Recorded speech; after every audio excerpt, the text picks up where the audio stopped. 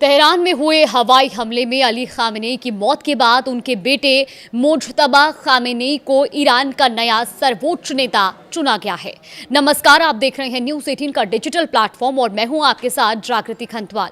Iran के सर्वोच्च नेता अली खामेनेई की हवाई हमले में मौत हो गई और इसके बाद उनके बेटे मुज्तबा खामेनेई को देश का नया सर्वोच्च नेता चुन लिया गया है।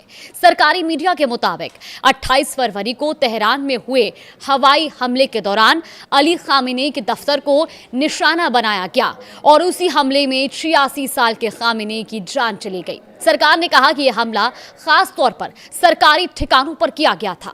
इस घटना के बाद ईरान में 40 दिन के राष्ट्रीय शोक का ऐलान किया गया और साथ ही 7 दिन सार्वजनिक छुट्टी भी घोषित की गई।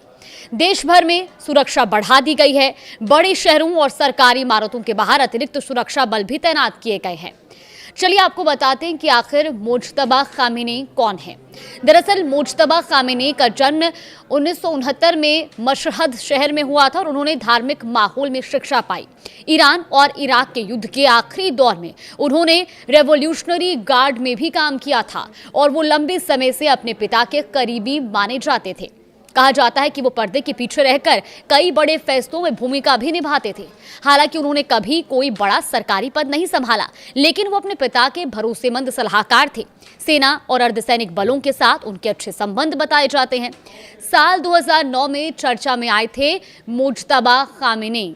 जी हाँ, दरअसल साल 2009 में हुए विरोध प्रदर्शनों के समय भी उनका नाम चर्चा में आया था।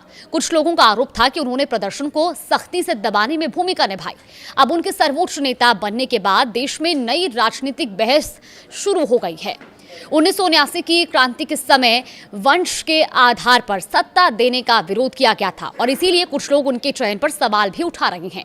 फिलहाल सैन्य समर्थन के कारण मुज्तबा खामेनेई को मजबूत नेता माना जा रहा है।